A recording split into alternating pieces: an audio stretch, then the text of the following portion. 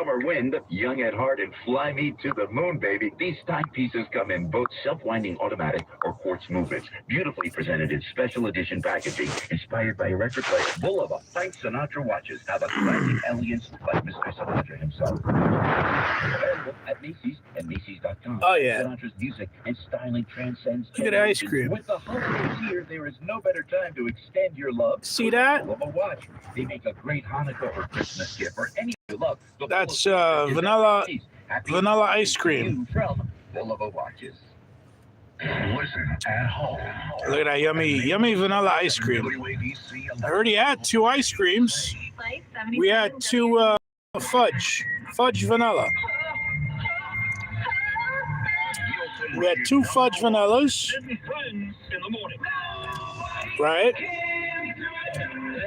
We already had 2 fudge vanillas, and now we're having a large white ice cream.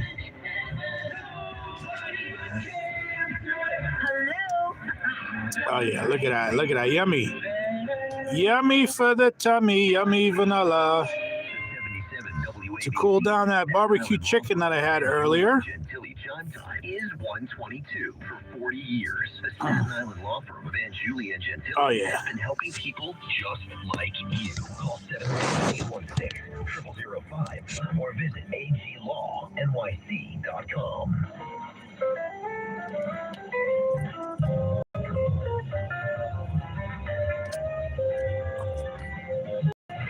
It's the other side of midnight with Lionel.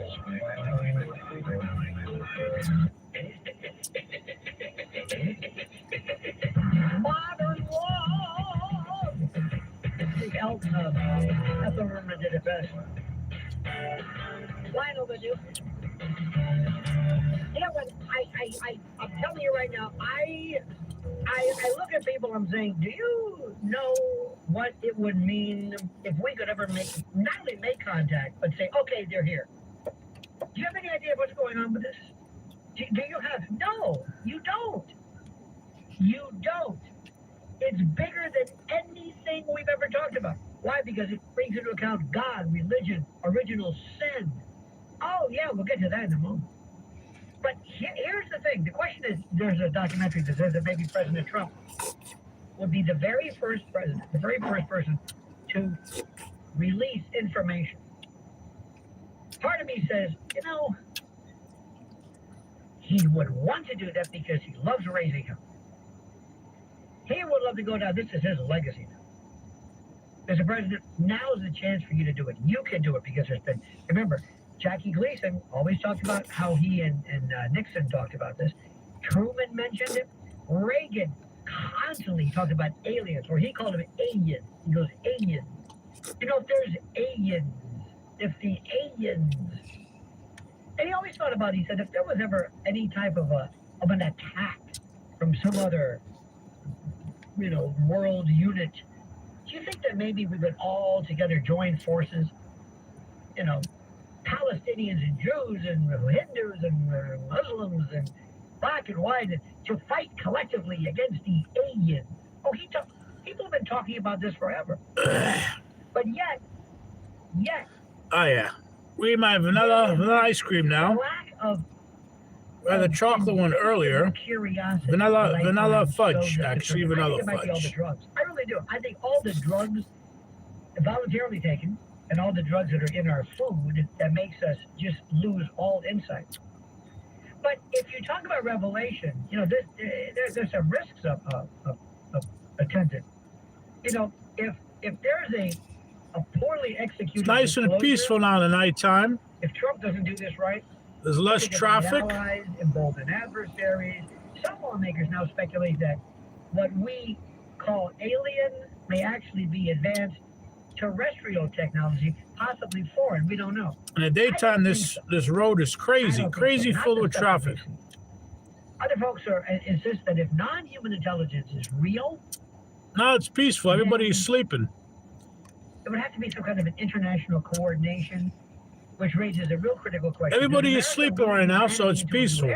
Or do we wait and let other nations establish it first? Or do we say, this is our information, you don't have it, we have it? This is ours. But other threads are emerging. Remember, the same documentary that I'm talking about claims that George Herbert Walker. Look at that beautiful cloud cover in that sky. He was aware of direct extraterrestrial contact. See that sky? Accounts in this film, 3 craft allegedly approached Holloman Air Force Base in New Mexico in 1964. 1 allegedly landed. Air Force and CIA officials reportedly engaged with a non-human entity. And that claim sounds kind of cinematic until you look at and consider George Bush's background and the nature of this thing called compartmentalized intelligence. If any president would have known, it may have been him. Compartmentalized information means as follows. If you and I are working on something top secret, remember, you know how many people were involved ultimately in the Manhattan Project? Like 100,000? I mean, they had no idea. They didn't know what they were doing. They might go to Alamos or they may work on some system, but they don't know. They don't talk to each other. So what are you working on? It's need to know. So you could be working on something forever and never talk to anybody about it, not know what anybody... Did you know, by the way, this is interesting, comparing Google and Apple. In Google, people work together because they don't really share it. You know, it's not the same thing. Sharing is different. But Apple was so, especially when the new various forms of the phones came out, they would never even allow anybody to talk about them. And many times, depending upon where it was, they would actually kind of not strip search you, but have you go through detectors because nobody could ever take out a completed phone. In fact, when Apple would announce a new phone, the people who wanted to see it more than anybody else were the people who worked there. Because the people who worked in the glass division didn't know what the case looked like, didn't know what the design of the box was. They stopped, compartmentalized. See, that's the thing. Remember, during that wonderfully fascinating CIA memorandum, which weaponized the term conspiracy theory, they said, make sure you always tell people and perpetuate the fact that there's no way that somebody other than Lee Harvey Oswald could have been involved because people can't keep secrets. They can't keep things secret. Oh, really? No, they can't. Really? Yes, they can. Remember, you know there are people who still kept the Enigma project secret? Matt calling in Westchester. Matt's got the most important subject to say regarding Jackie Gleason. Matt, don't let us down. Don't let us down. This better be riveting, Matt. Riveting. Oh, yeah. We're going to pull out here. Jackie Gleason's old house is for sale in Right. Briarcliff Manor. You got to look the thing up for the realtors or whatever. But it was designed like a spaceship. By the way, just for me, it's realtor, not realtor. But just Probably right. Good. No, I know it right. And also, Tijuana, not Tijuana. But procedure. Yes, his house, his famous house, designed as a UFO or a spaceship. Yes, he was absolutely fixated. And according, I believe, to his wife or ex-wife or somebody, that he had met one time that Nixon had showed him, I don't know if this is true, actual preserved critters, as it were. Yeah, I remember you saying that one time, and you said he was never the same after. Now, Matt, stop for a second. Let's get into the deep, dark, dank, and dreariest world of the universe. Do you believe that there are extraterrestrial, non-human life forms that exist and have visited and continue to visit? Yes or no? No, there has to be. When you say not there has to be, that's not. Remember, you cannot work in a scientific lab if you have a theory. If I'm asking you, have we discovered the cure for, let's say, cancer? And you say, well, it has to be. No. I'm asking you a specific question, not based upon the probability. Oh, wait a minute. We got to go this way here. I believe it. I haven't seen it personally. Right? You haven't seen an electron. Remember that. Tell people that all the time. That's right. I don't know why you have to see things. Have you ever seen Abraham Lincoln? Have you Oh, ever the seen wrong him? way here. Think of what a lot of things. But Gotta what go I'm this saying, way. do you think they exist? How many of them are there? How many are they among us? Do they travel here? How often do you think they come into contact with us? That I couldn't say, but there's gotta be Do you know? some Do that it come again. here with us. Doing it again. There's got to be. Why aren't there pictures? Why aren't there more? I mean, there are some. Why aren't there more photographs? Actual photographs, pieces of data that say, here it is. And if there was, don't you think somebody on CNN or any of the other cable news would want to be the next Woodward and Bernstein to crack this case open? What is their reason? All the way down. Why do people laugh at this? Why? Yeah, like pilots and astronauts don't say it until after they're retired. Some do, some don't. Yeah. Well, because, okay, by the way, that call from Matt right now, fascinating. Wasn't it riveting?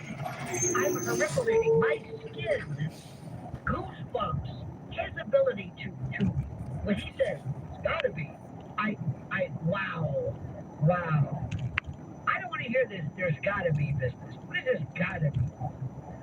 This is the thing which is the most important issue of, let me go back. Do you know what happens if one day somebody says, yep, here it is? No, I don't know what people come up with the most stupid things. They say, well, let me ask you something. Why don't they land at the White House? Why don't they land at the White House? Huh? Why don't they land? Why don't they contact us? Why don't they say, hey, it's me. Let's talk. Let's sit down. I noticed you have this thing called cancer. We had that. Really? Oh, yes. We got rid of that. Really? Oh, yes.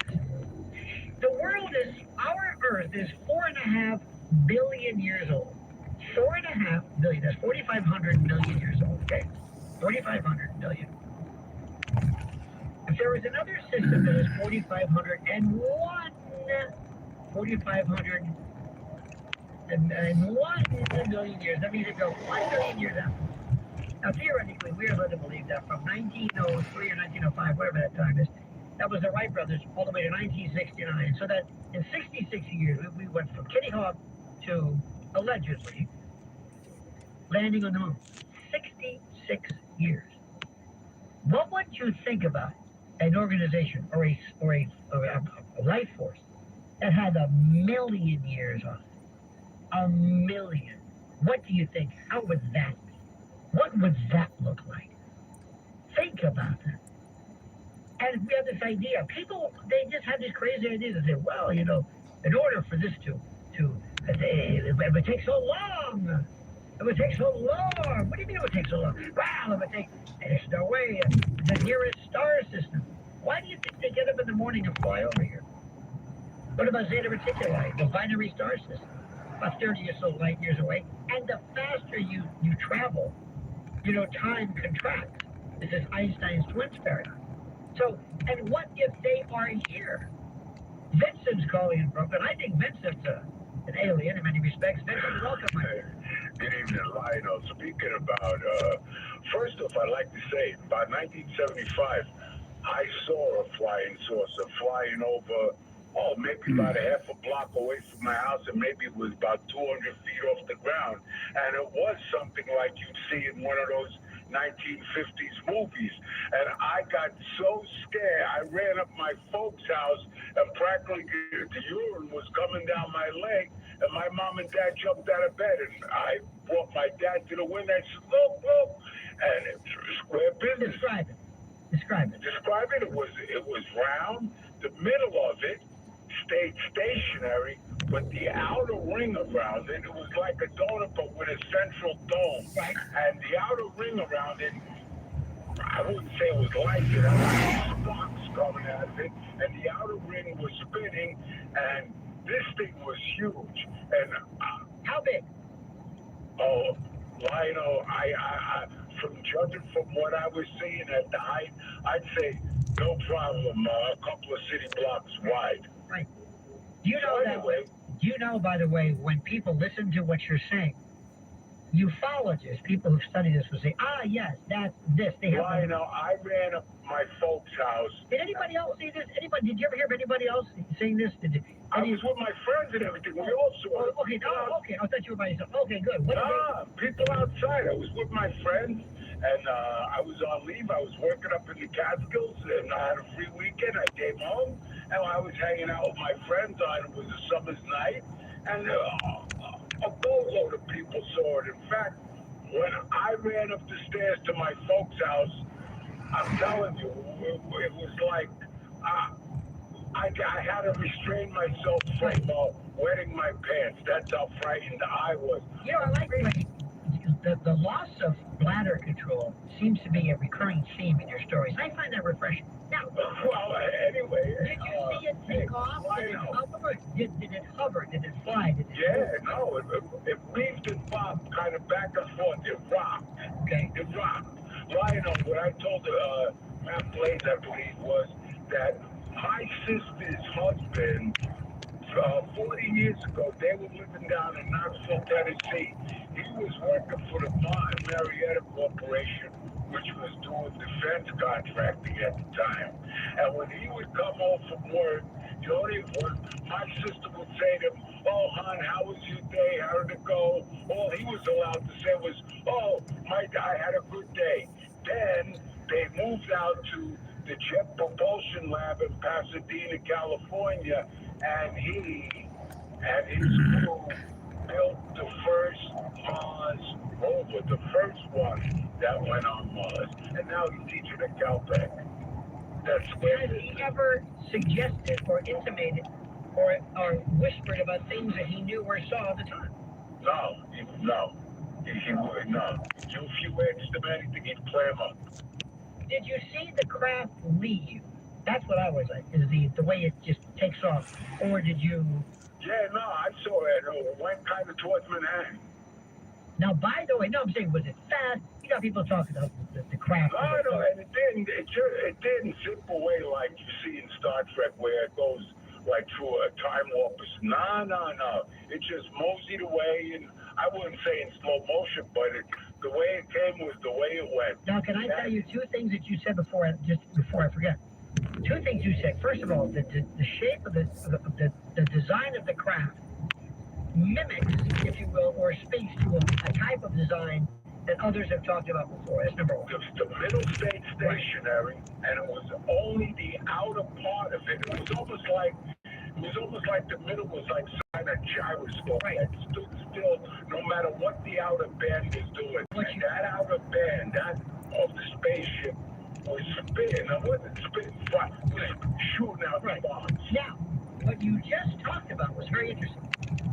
One of the suggestions was that people who have watched this for a long time said that they noticed that when the craft is low, on the horizon or near the horizon or near the ground, either because of, I don't know, gravitics, gravity or polarity or whatever, but it's unstable and it bounces. It was swaying to and fro. It's almost like exactly what people have to and fro, but not really fast, like just gently, like if it was like a cradle, like you rocking a cradle or something. Exactly. To and fro, and it hung out, and I had enough time to. I'm telling you, I was with my friend, and I thought I was going to get a heart attack. Swear to God. You know, another thing I noticed was that years ago, I have my wife and I have a friend. It's really her friend, but May Pang, who was John Lennon's friend, companion, lover, whatever. Right. She told me, and they were I think they were living somewhere, or they were near Sutton Place, and he saw a craft, and she had the actual drawing that he drew when he saw this, about where it came up, and he described it. He was good with pets, so he was an explorer. But he saw it. Now, of course, people say, oh, that's... People will immediately discounted. Also, we have to think of a new way of, I understand what you mean by, again, back with the incontinence thing. Vincent, I don't understand why more people aren't just, that they can't sleep at night. I think about this and it's something that I want to see more than anything else. I want to see this.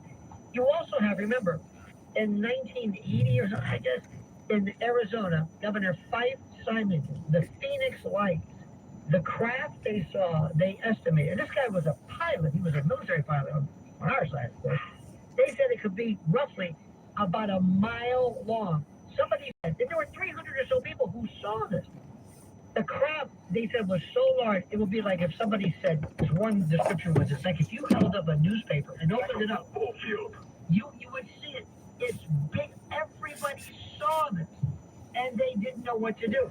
If you go through, in 19, maybe that was later on, in Rendlesham Forest, the famous one in the UK, at a military, this was a nuclear, I guess, air base, or during their Christmas vacation, or during their Christmas party, the lieutenant colonel, whoever was in charge of the particular base, received a word from the MPs: you got to get here right away.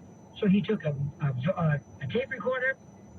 I think they even brought a Geiger counter or had this, and you can hear him. You can hear him and his team as they're looking at this, and you can hear the terror in their voice. Yeah. When asked about this, they said, do you think that people might consider you crazy? He says, do you understand I am in charge of an Air Force base that has nukes?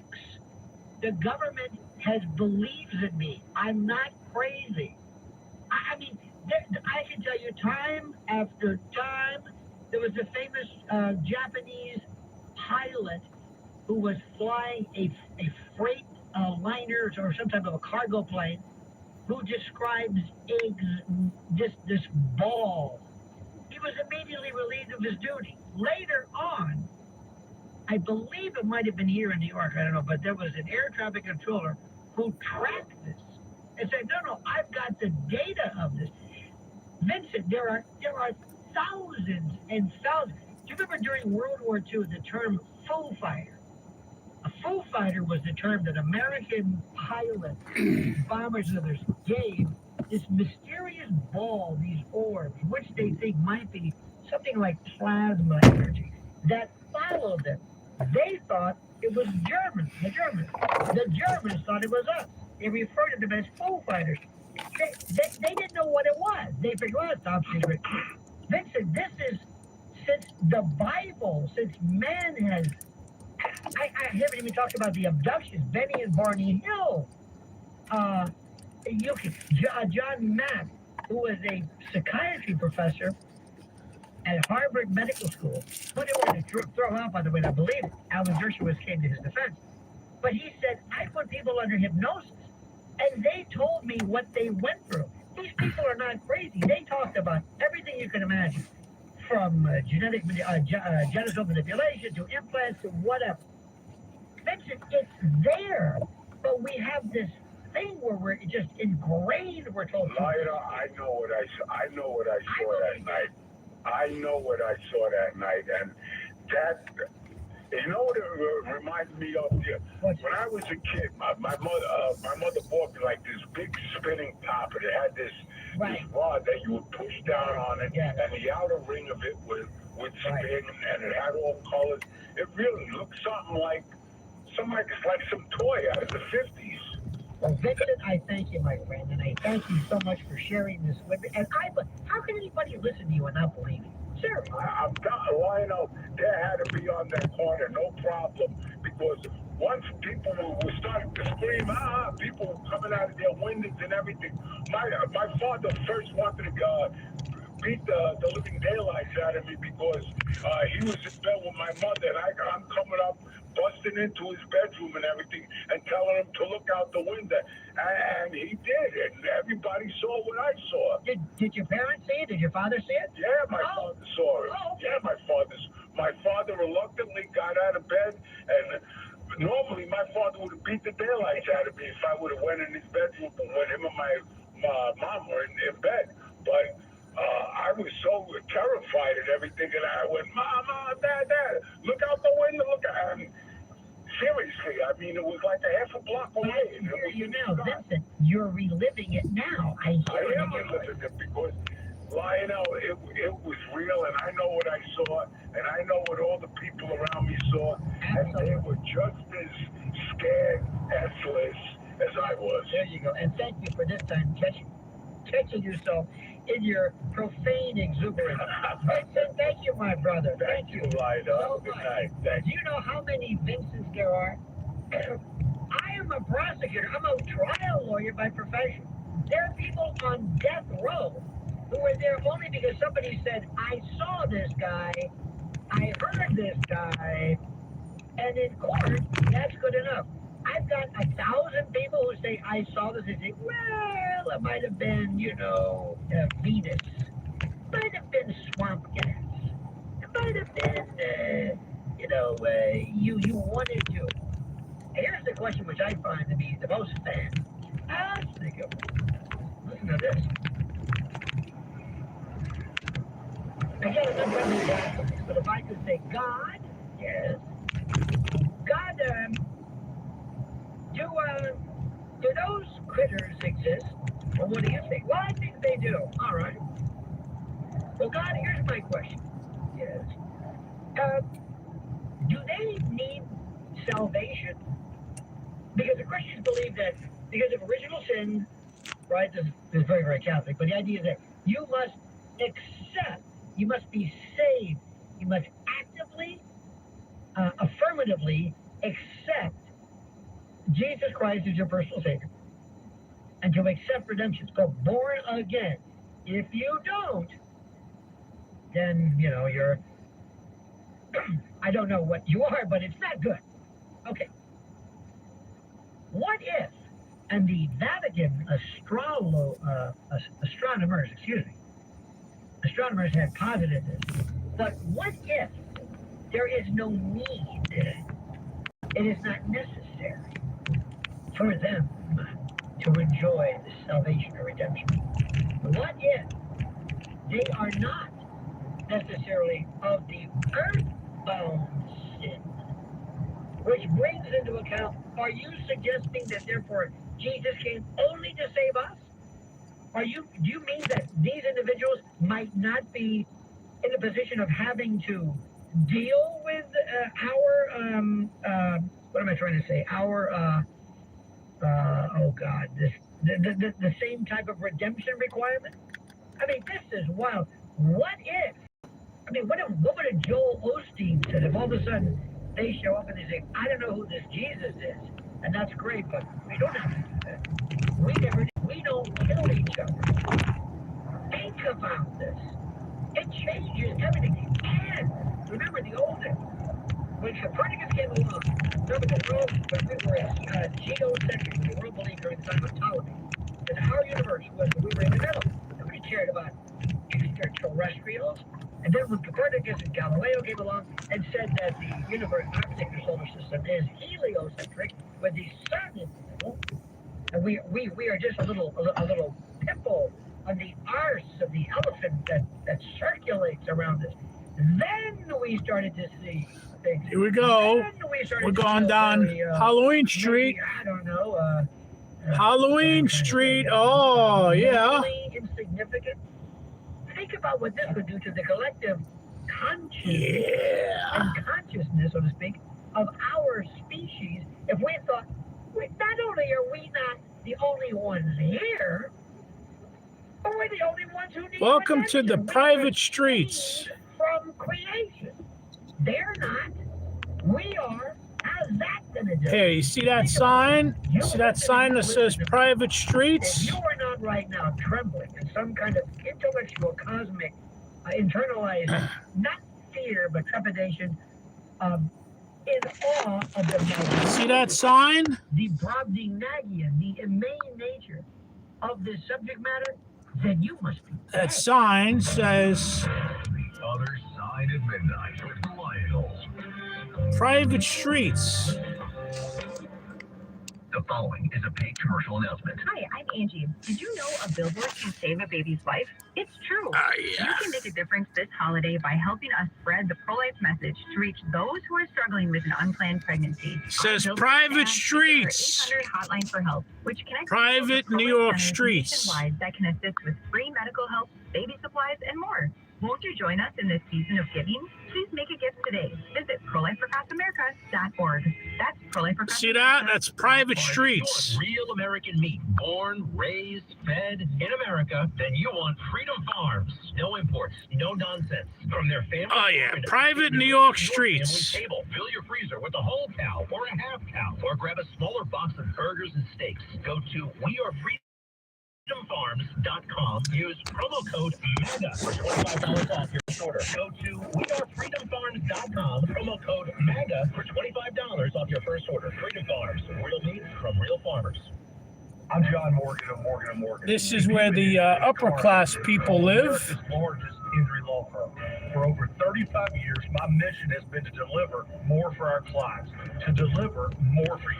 If you or anyone in your family has been injured in a car accident, call us now, as the time to file a claim may be limited. Last year, more clients hired Morgan & Morgan than ever before, protecting America, fighting for you. Morgan & Morgan.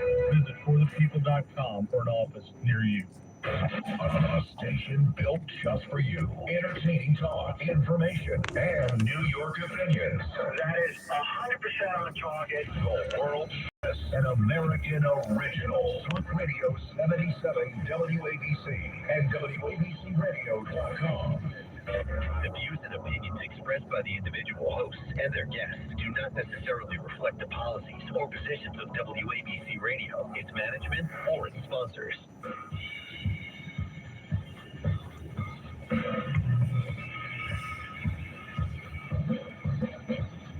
The Other Side of Midnight with Lionels.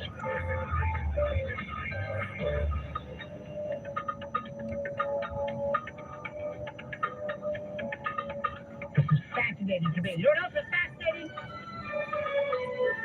Why is Newsmax See that? Look at that house. Hitler stuff? The latest This is where the rich people live It's like a fixation with Nazis and Hitler. in New York City. Not that there's anything wrong with it, but come on. In any event, my friends, what a show. This is... Oh yeah, the rich people in New York City. Look at that. You see, the stuff that melts my butter is, of course, what you might, and I hate what you call it, conspiratorial. I love that term. I love that term, conspiratorial. But I love mysterious, unknown. But I love what the government is doing. I've got stuff for you right now. Oh, wait till we talk. I did a video tonight on my YouTube channel, Lionel Nation, on predictive programming, predictive crime. It's called Safe Home and Maha. These utilization of your social media data to predict behavior and the like. Oh, it is so Rod Serling. But see, here's the thing.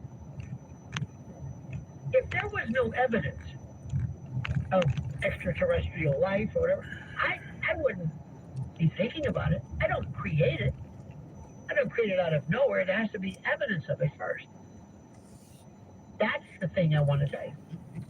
I don't create this. I don't imagine it. I don't say, well, it must be. No, not necessarily. Not necessarily. But what I'm saying is this. I don't know if the president would ever release this. Why?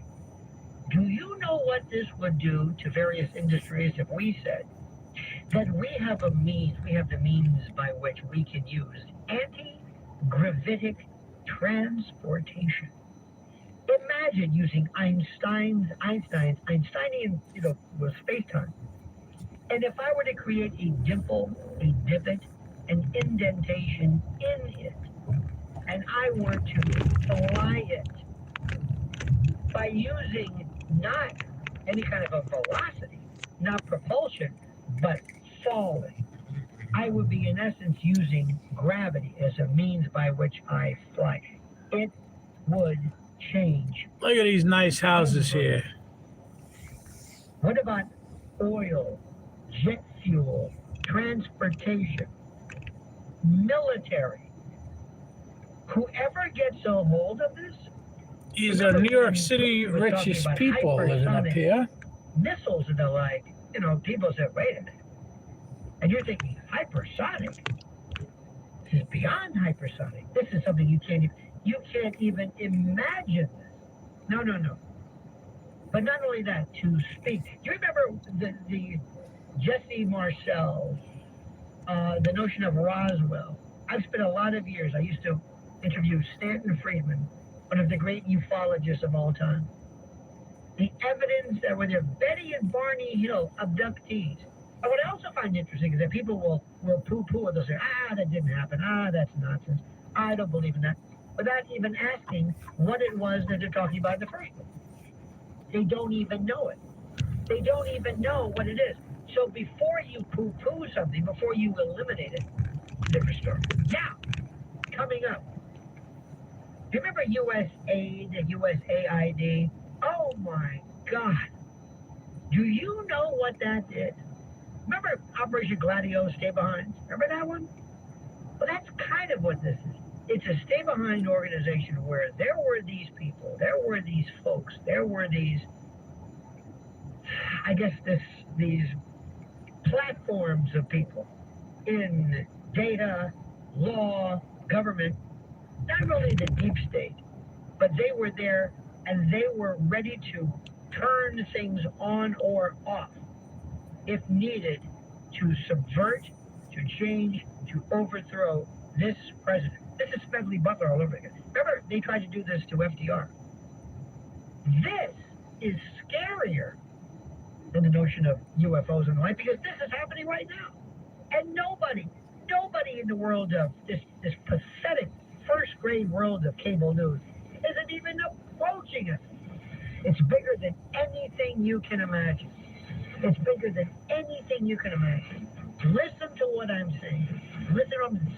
This will blow your mind. Listen to me carefully coming up on the other side of midnight with Lionel.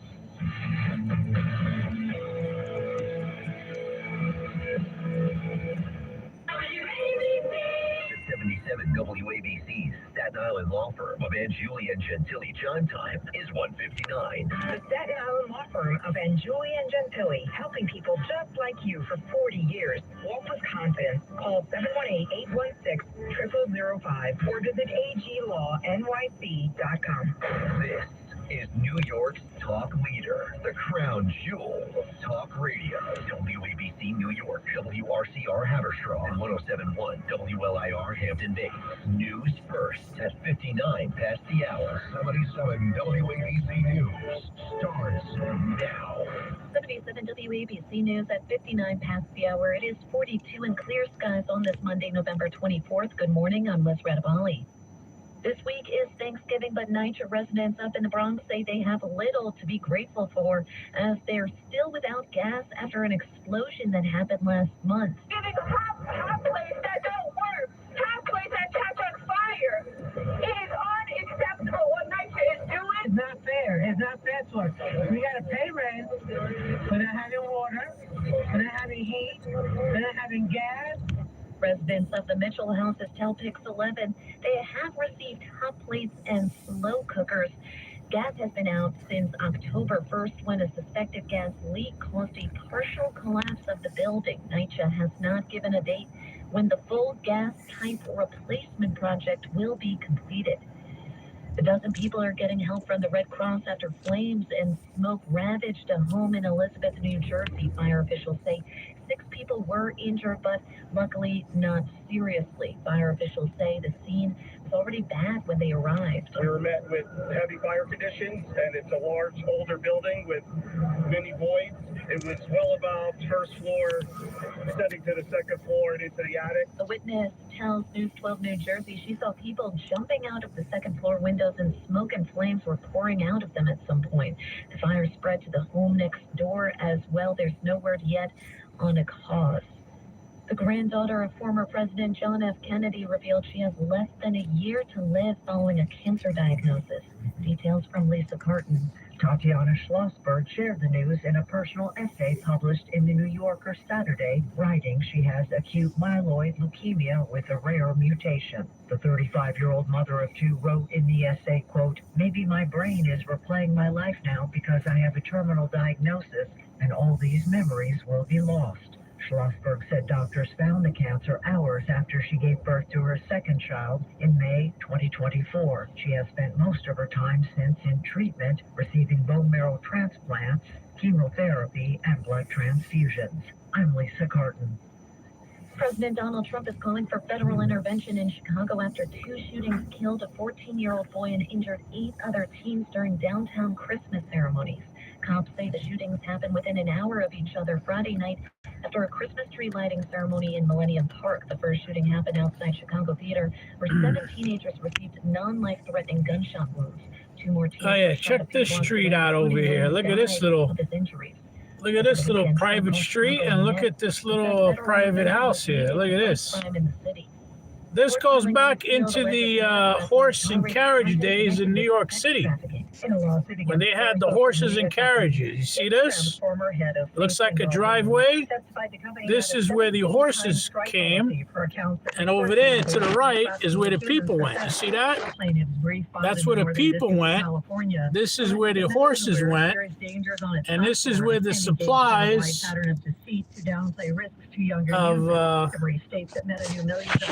supplies that go into the carriage went. You see that? So this is where the horses went through this little, and look at these windows here to the side. You see that? These are windows. The recall affects over 250,000. These are all windows that for model years 2021 to 2024, and over 85,000 Hyundais that would feed the 2020 to 2023. feed the horses food. 1.6 liter turbocharged engine. Feed the horses food. The administration said both automakers report the issue comes from a purge control system check valve that can wear out over time. Owners of those affected vehicles will be contacted by Kia and Hyundai with further instructions. Pharmaceutical giant Eli This is in New York City. $1 trillion market value. In New York First City. drug maker to land that milestone. Jim Forbes has more. The company's stock has experienced a 35% rally, mainly from the growth of the weight loss drug market. In the past 2 years, as new obesity treatments are released, the category has become one of the most lucrative parts of healthcare. The company's shares, which hit a brief record high, were trading at over $1,000. Wall Street predicts the weight loss drug market to be worth over $150 billion by 2030, with Lilly and Novo Nordisk controlling the majority of projected global sales. Your forecast today, sunny skies with high of 52. I'm Liz Randavali. Remember, the news that never stops at WABCRadio.com. Look at this. See those decorations? We understand you just can't get enough. People ask me all the time. It's going to be interesting to see where all this goes. I never run away from Yeah, those are decorations there. You got to admit, this was interesting. The best talk and dancing on the weekends with Cousin Brucey.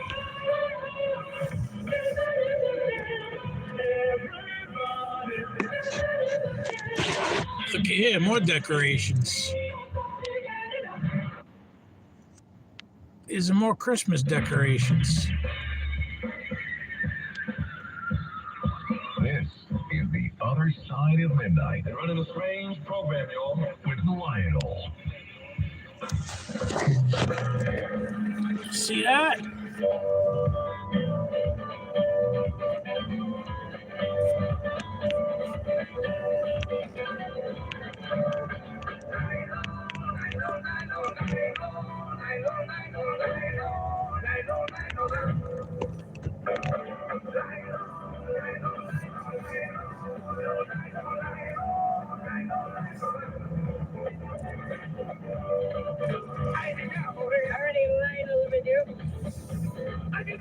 That's right. This is the other side of midnight. You know, before we get to the USA story, this is going to blow your mind. This is going to, believe me, this is the, how do I say this? The undergirding for a revolution, for a complete and total insurrection. I'll explain to you why the Democrats are so going out of their way to say, and how dare you suggest they're feigning this resentment over the president, suggesting that was they a might security, be acting private security force that seditiously. I just will passed explain by. that, to you. But I want to bring you the following and see if you think there's anything to this. This blows my mind. This happens yet again. In the UK, in Eindhoven Airport, apparently the airport was suspended due to multiple drone sightings. And I'm seeing this again. People all over Europe are saying it's becoming almost everyday life in certain European countries. Is it Russia? I guess they're going to blame it. What is going on here? There's mystery, also drones over the Netherlands. Unknown crafts are being reported over Eindhoven Airport and Volkel Air Force Base. Dutch military has opened fire, but predictably failed to take them down. And when you talk about scary, when the Dutch military can match up, that's Swedish, but it's still.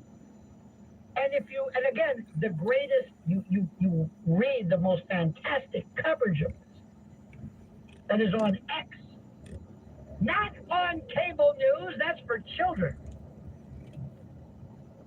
A drone that can't be shot down by any of the Western superpowers, let that sink in. A drone, is this, dare I say, the game of drones? What is this? What do we call this? This is the most ridiculous story ever. They will know where they are within seconds if they emit any kind of a radio drone or beam. So let me ask this question. Stop for a second.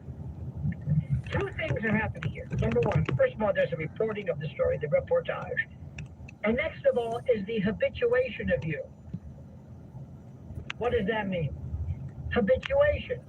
Habituation is where you become used to do something. You become conditioned to do something. You see, that's what the mainstream media do. They say, oh, it's another drone story. Instead of you saying, oh my God, there's another drone story, you're saying, oh yeah. See what it does? Instead of making you more alarmed, it makes you more conditioned. Now let me take you back a little bit. This is where I think is interesting. Starting in mid-November into December of 2024, do you remember this in the New York area? There were a large number of reports of drone or unmanned aircraft-type objects at night over New Jersey and into parts of New York and Pennsylvania. And do you remember what they were saying at the time? These weren't just a little thing. Oh, look, there's a little drone. No, these are like the size of a Buick. And many of the reports clustered around sensitive infrastructure, military installations like the Picatinny Arsenal in Morris County, New Jersey, airports, and other critical facilities. Do you remember this? State and federal officials responded. The FBI, the FAA, Department of Homeland Security, Department of Defense, all made statements, all launched investigations. And what did we hear about it? Nothing. No follow-up, nothing. The federal position, many of the sightings do not appear to represent a national security threat or foreign adversary intrusion at this time. At least some of the, quote, drones or identified as manned aircraft or legally operated craft. What? Then there were homemade accounts. Witnesses described unusual behavior, objects flying at night, clusters of lights, sometimes described as the minute you get eyes on them, they go dark. The FAA and states have moved to deploy drone detection technologies, test improved systems, and others. And let me tell you the real spooky stuff, okay? Listen to me carefully. This is why you should really say, wait a minute. What is the purpose of a drone? An unmanned aerial vehicle, right? An unmanned craft, a drone. What is the purpose? Well, sometimes they drop things off. Sometimes they are very good at delivering payloads, pizzas. What about at night? What does a drone do, first and foremost?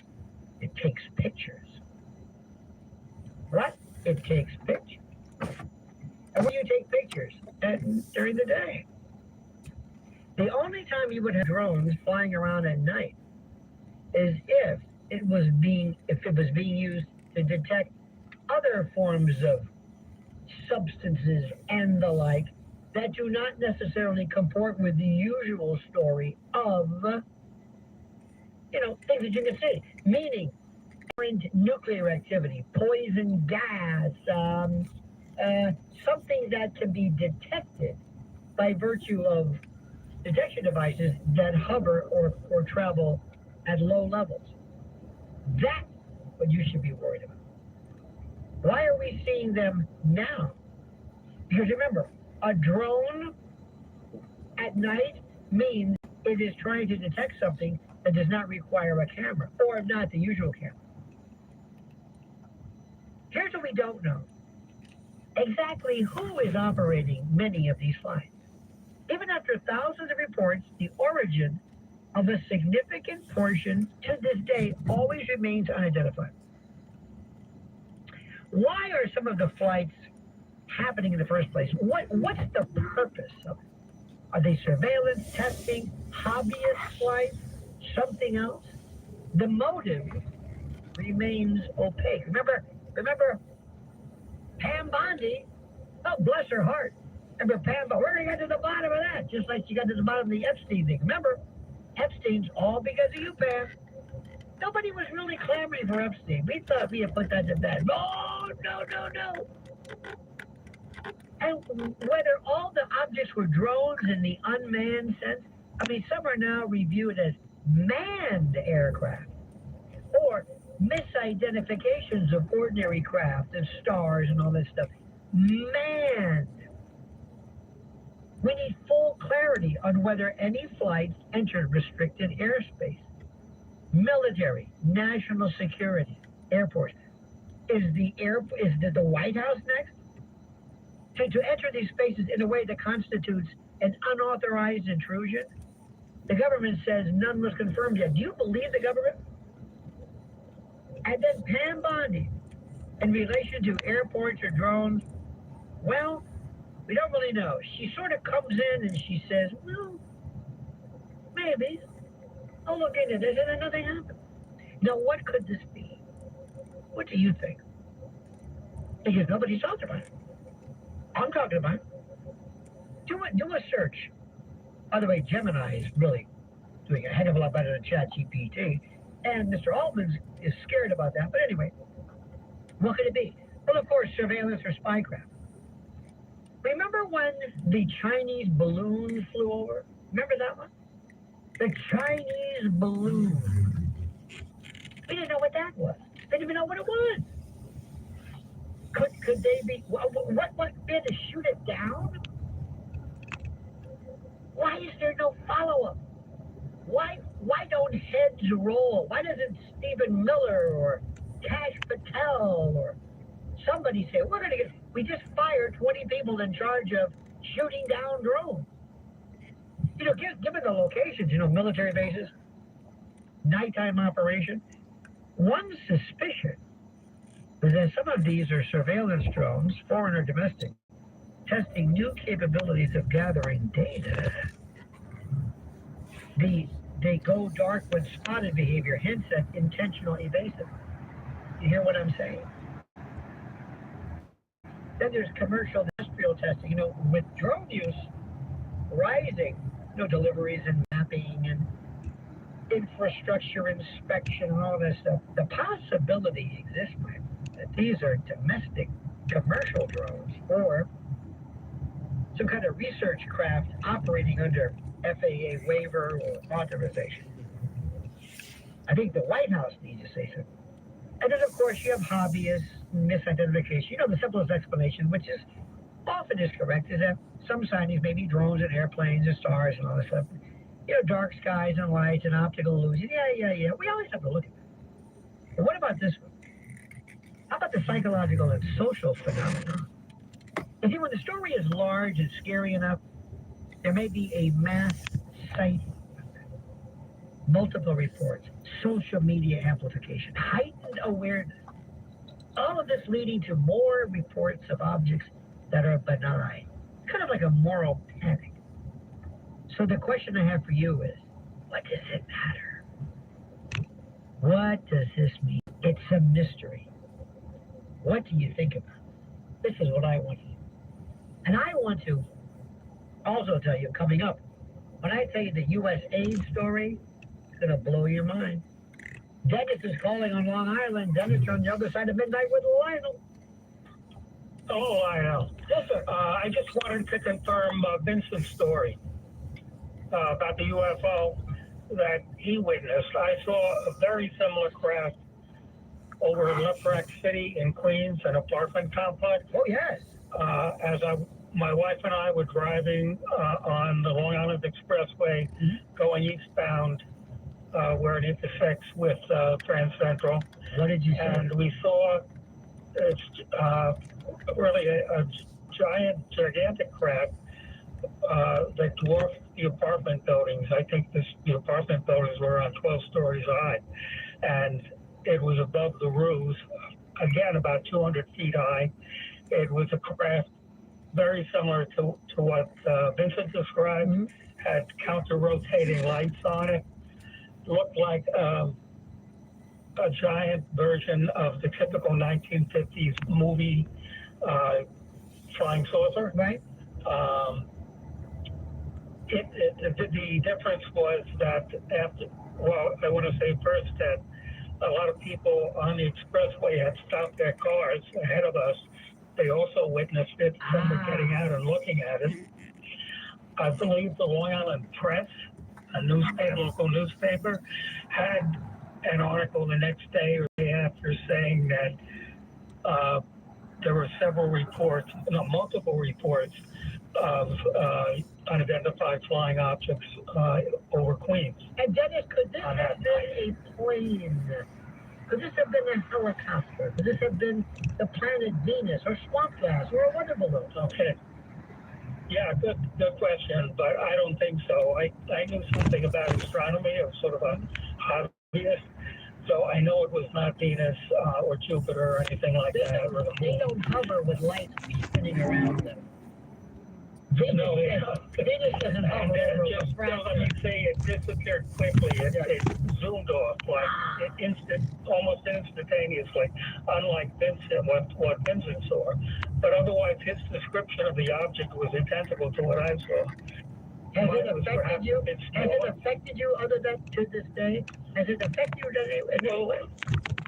Yes, because the weirdest part of the story is that my wife and I drove home, and we were, of course, astonished having seen this, and we went up to our apartment, which is on the 6th floor of a co-op apartment. Give me a bit. Stand by for a second. Stand by. Yeah, I want to continue this. But first, I must remind you that this is Lionel, and you're listening to The Other Side of Midnight. The Other Side of Midnight with Lionel.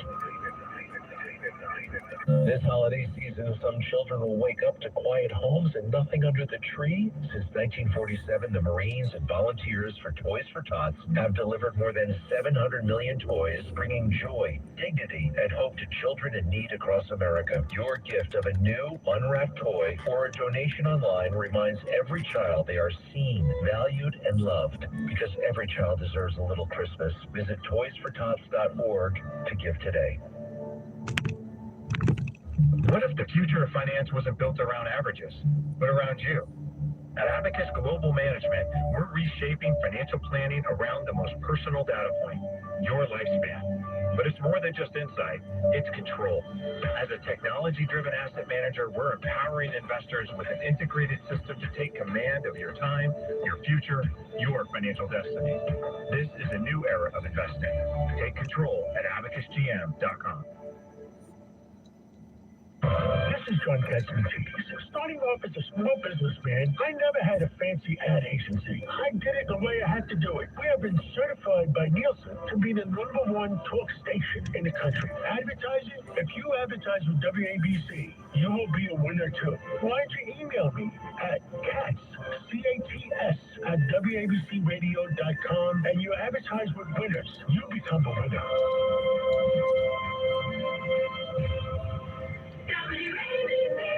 77 WABC's Staten Island law firm of Julie and Gentili chime time is 2:22. For 40 years, the Staten Island law firm of Julie and Gentili has been helping people just like you. Call 718-816-0005 or visit aglawnyc.com.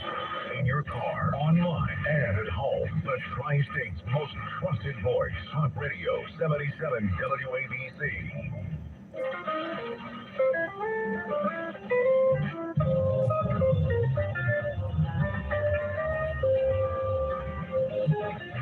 It's the other side of midnight with Lionel.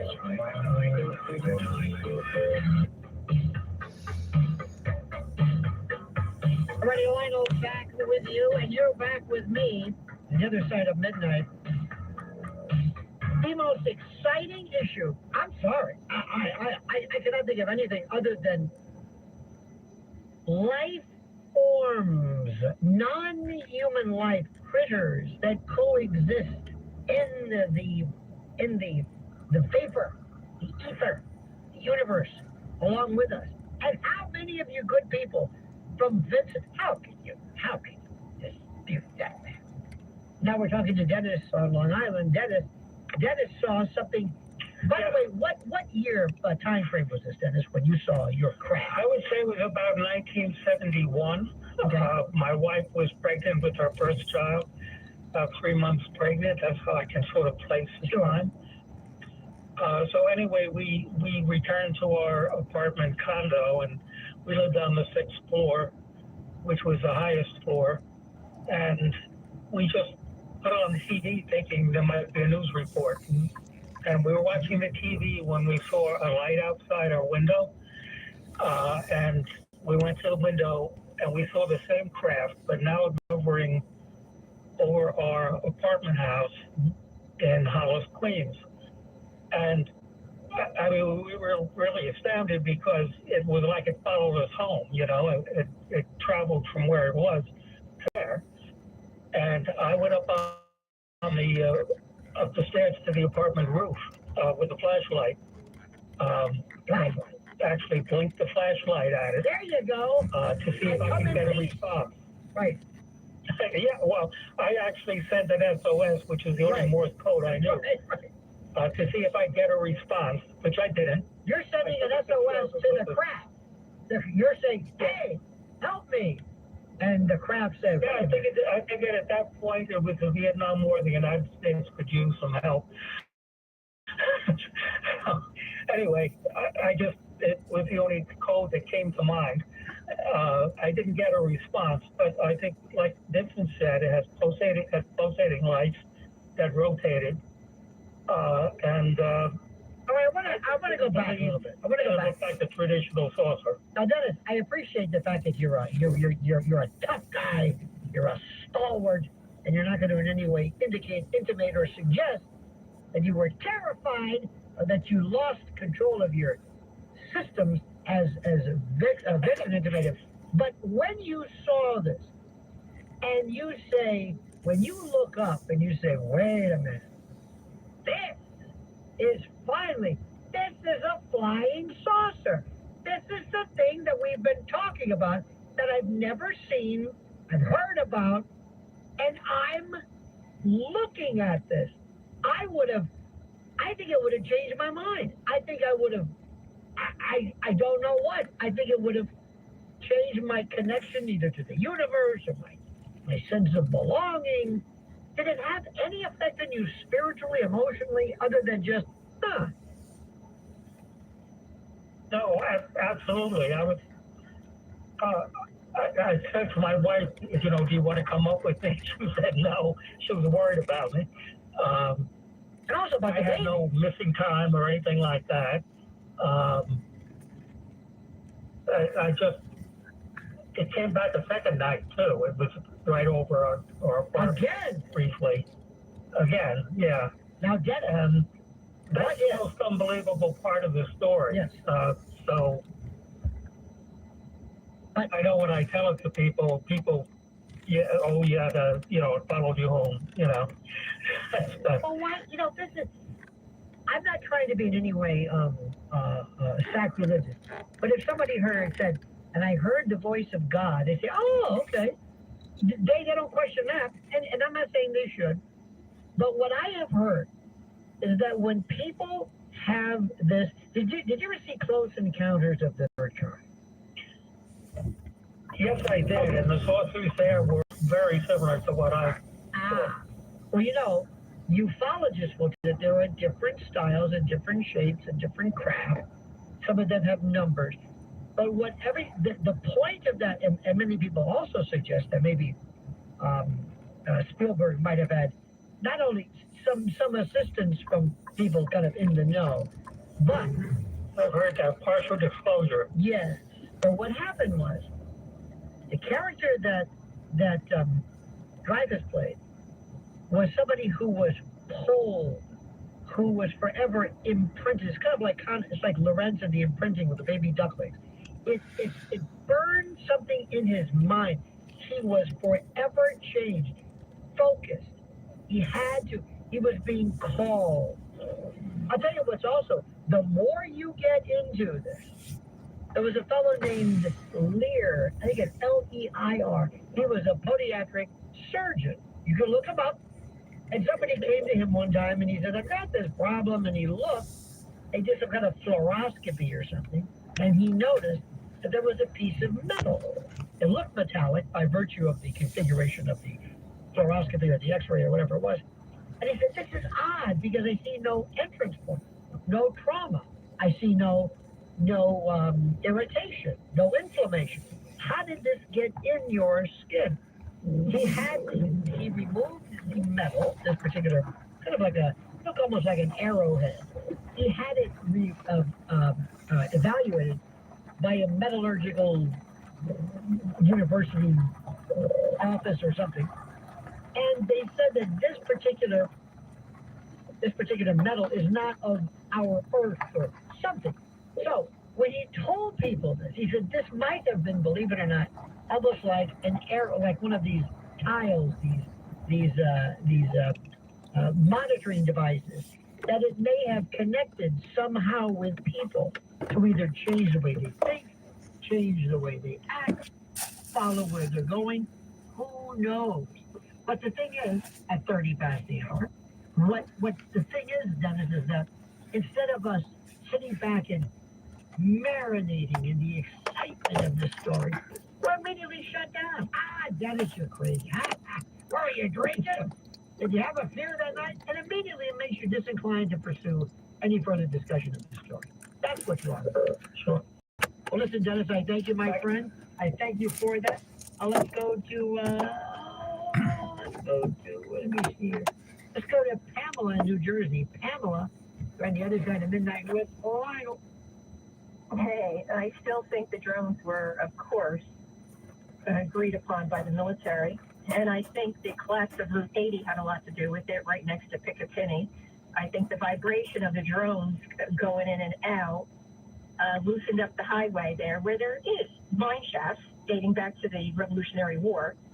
And interestingly enough, there was goings on around election time with weather manipulation along the coast with Helene and all that going on. And we all know that these drones carry payloads that can see certain things, if you know what I mean. And sticking to that story, and we were exposed to COVID and the effects of COVID, but we're lab rats. We're not allowed to know that we have a freaking Cadillac flying over our houses in New Jersey. We're too stupid.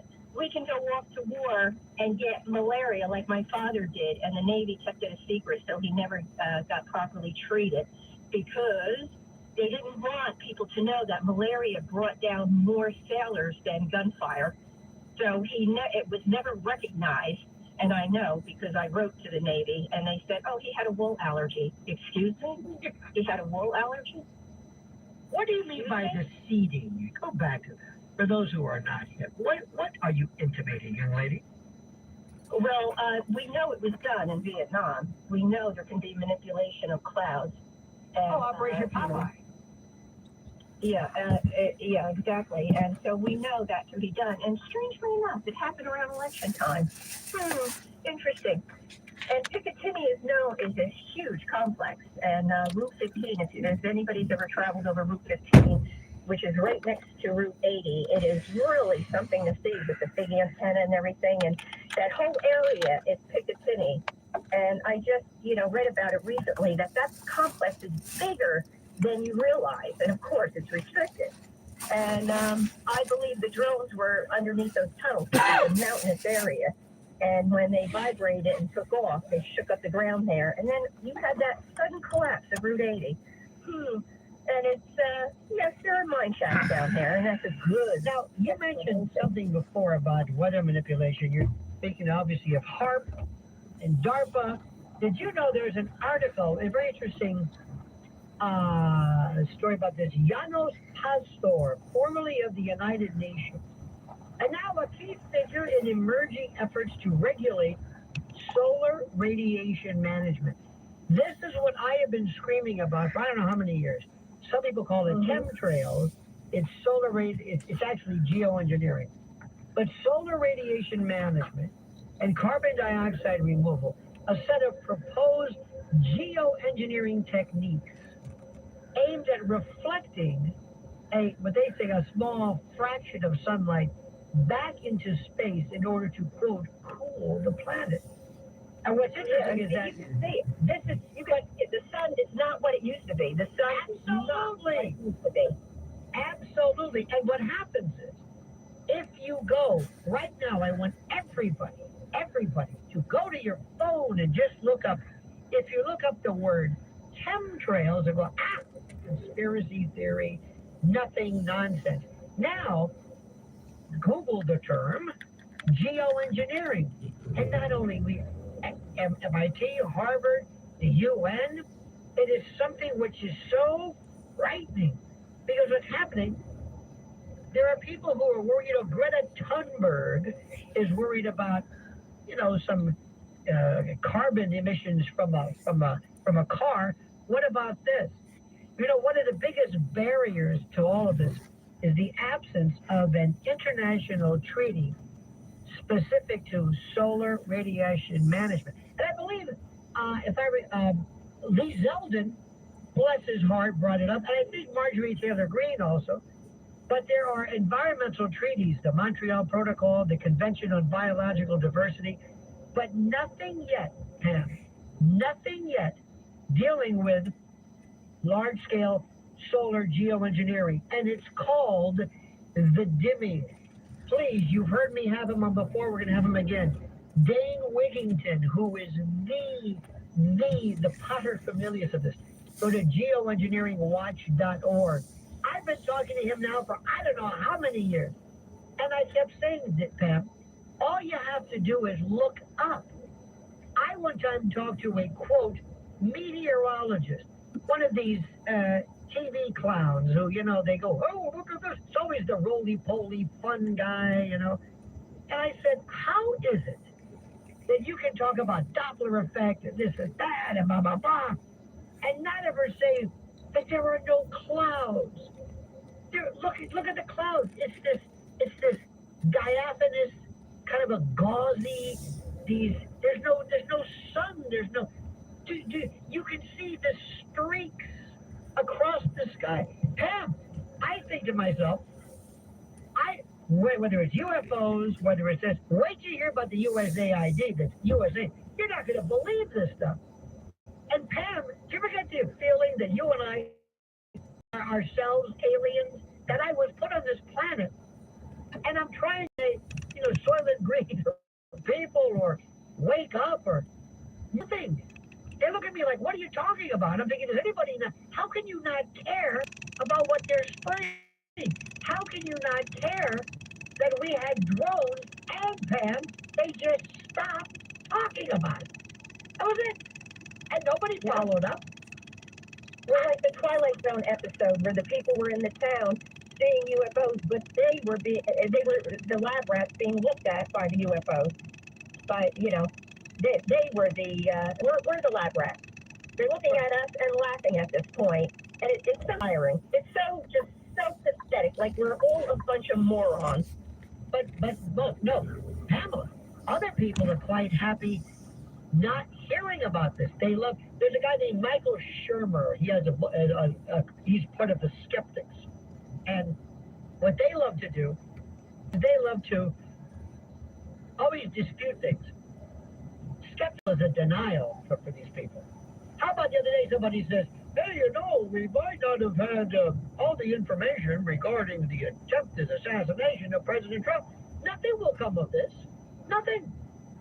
Right? I got a new one for you. I got a news story for you. Look at this one. Wait a minute. Let me finish because I like your style. You're wanting me. Hang on a minute. I want you to. Okay, here we go. This is a brand new story. For years, the city of New York told firefighters there were no records, no documentation, no internal warnings about toxins at Ground Zero. For years. Today, that narrative has collapsed. City Hall has confirmed, now get this, the existence of 68 boxes of documents containing exactly what officials claimed for years didn't exist. Detailed information on the dangers of 9/11 exposure.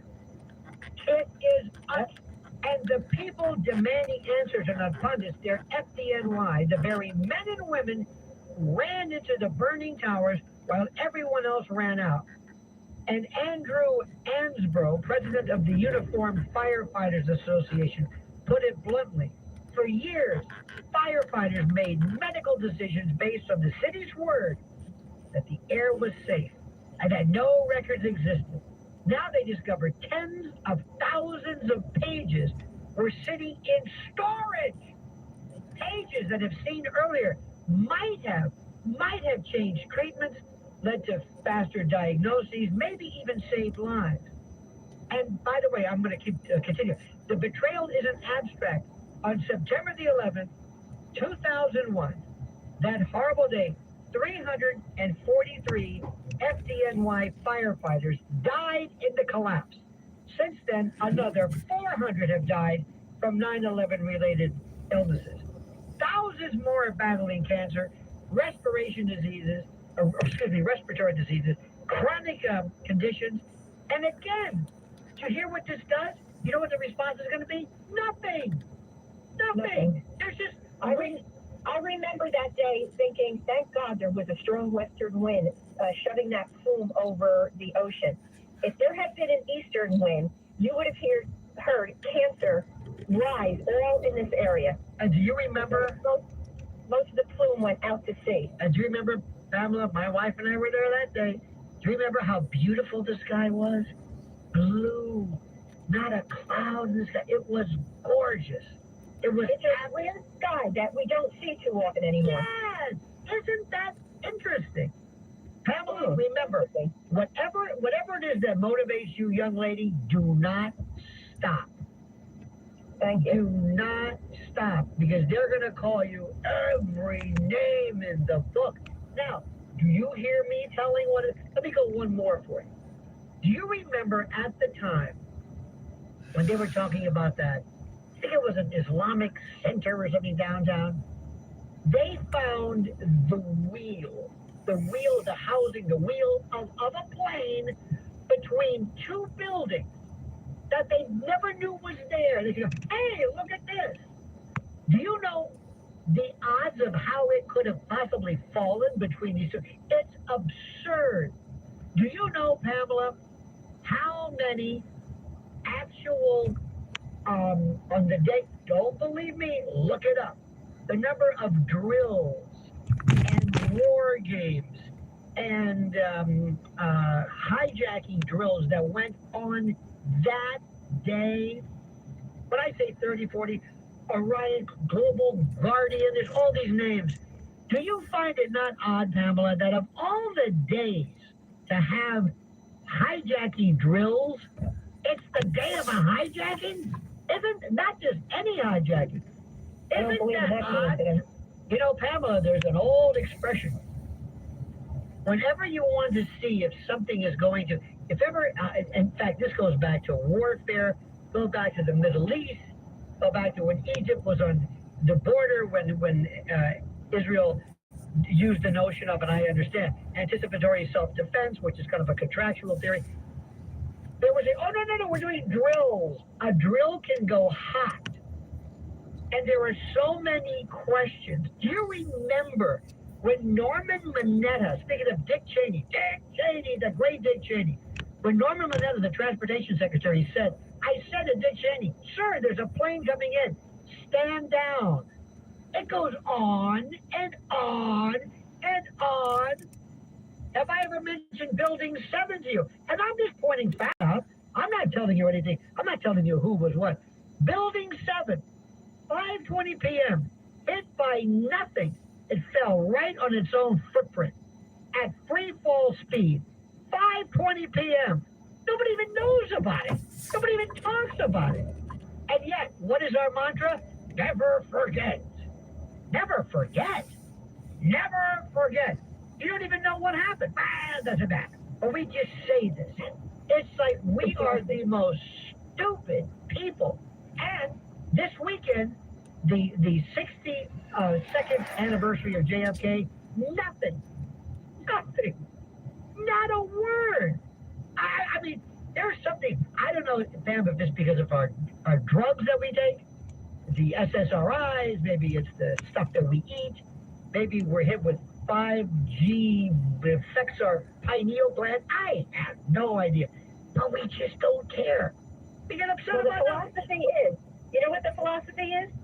Keep us drugged, eating too much, and watching streaming, and keep the public stupid. Absolutely. I thank you so much. Could not have said it better myself. Let's go to Carol in Chicago. Carol, you're on the other side of midnight with Lionel.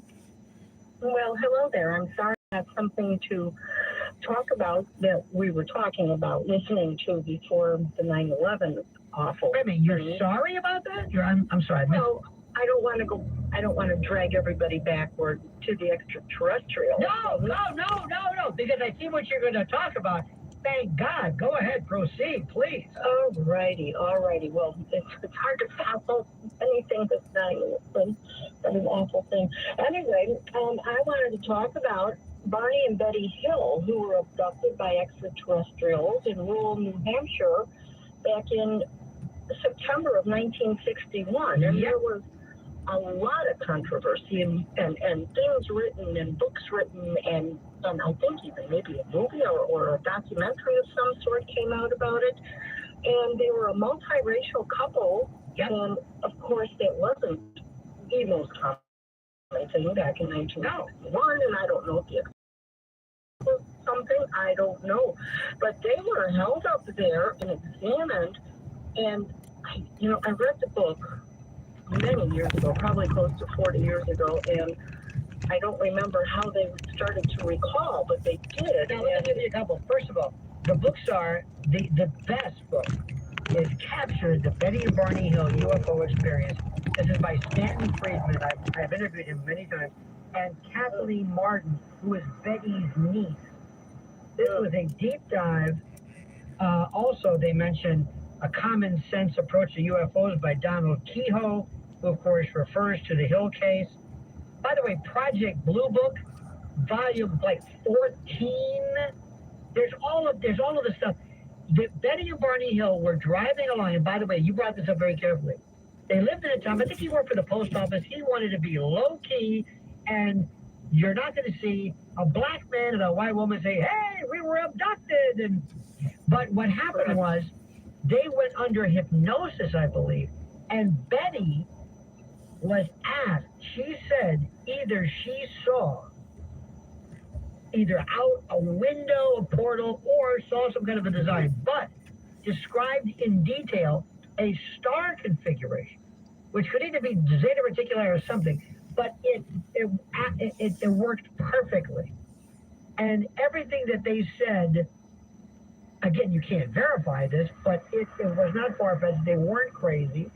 I believe his name is John Mack, later on the Harvard psychiatrist, who found abductions and abductees under deep hypnosis who talked about things that were just,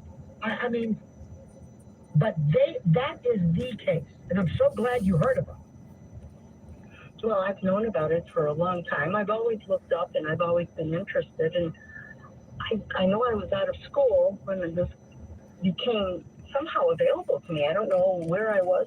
I saw the paperback, actually, of it, and I said, oh, okay. So it might have even been the library, because at that time I was really attending library functions and so forth. Right.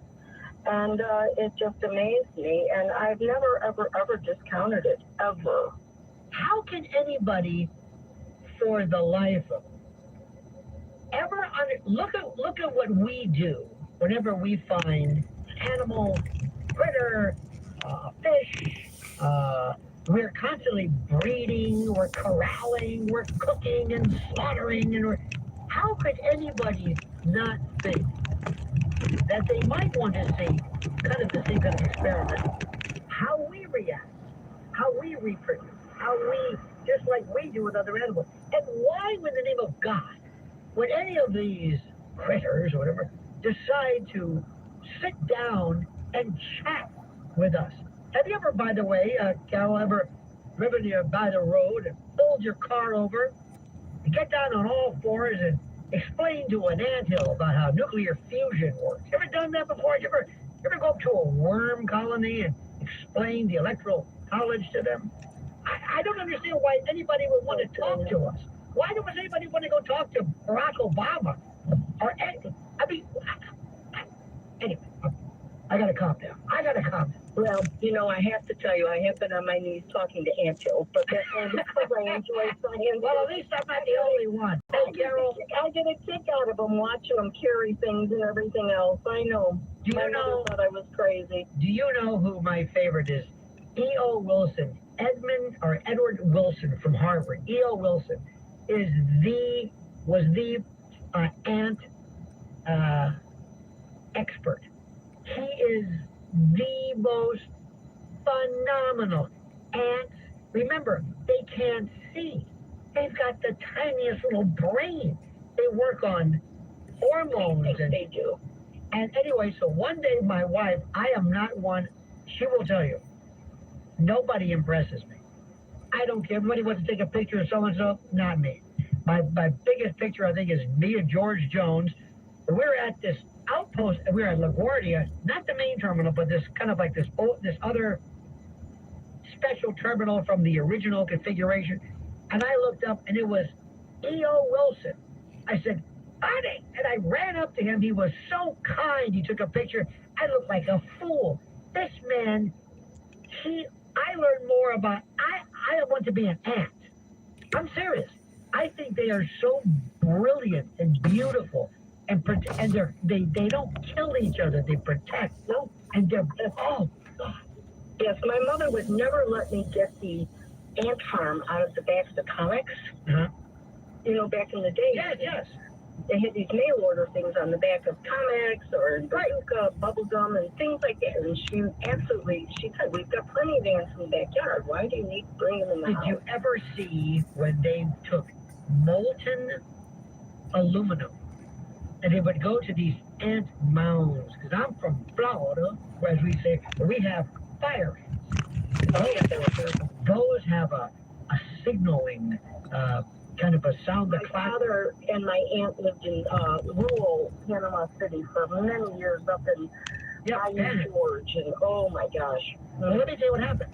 They would take molten aluminum and find an anthill mound, pour this in, let it seep into the various warrens and channels and rooms and branches, let it set, and then they would pull it out. And you would see this, my God, it looked like the most complex superstructure. They're just ants. And I'm wondering, where does this come from? Where is the brain? How does this work? I mean, forget about, God must just sit back and say, if you think this is good, now just look up. You're not the only one. There might be other ants. Anyway, Carol, thank you so much. Thank you for sharing. Thank you for sharing this passion. Our number is 800-848-9222. And it's so invigorating, so inspiring to see that maybe there are people other than me who get it. And by the way, where do you think you find these people? That's right, overnights on the other side of midnight. The Other Side of Midnight with Lionel. Every year, over 1 million older adults end up in the hospital from falls and injuries. And for decades, they told us the solution is simple: more calcium and vitamin D. But those supplements don't help bone health like they say. And too much calcium can even create other problems. The good news is, there's a nutrient hiding in plain sight that helps rebuild bone density and stop bone loss. Blow your doctor away with your next DEXA scan results. Just go to getnativepath.com/go and get up to 45% off today. GETNATIVEPATH.com/go. If you want real American meat, born, raised, fed in America, then you want Freedom Farms. No imports, no nonsense. From their family farm in upstate New York to your family table. Fill your freezer with a whole cow or a half cow, or grab a smaller box of burgers and steaks. Go to wearefreedomfarms.com. Use promo code MAGA for $25 off your first order. Go to wearefreedomfarms.com. Promo code MAGA for $25 off your first order. Freedom Farms, real meat from real farmers. Listen to this podcast now on the Red Apple Podcast Network. Positively Ernie, the podcast. Well, I want you to meet Joe in London. You've done so many different things. You and I are both still active, and you're doing a lot of things. Do you think the secret to feeling young, looking young, and enjoying life? We just got some good genes. Genes help a lot, but you have to be active. Your way of life is also very important. Staying active, eating healthy. Yeah, but your mind is always working. And I think continuing to grow. Absolutely. I write, will it really matter in 5 years? And that's about letting go of stupid stuff that people worry about and are angry about it. Will it really matter?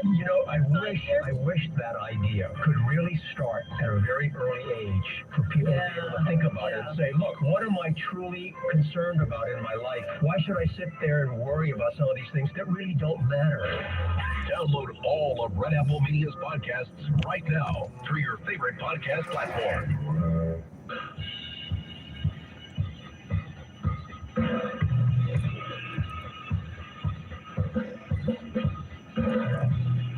The Other Side of Midnight with Lionel.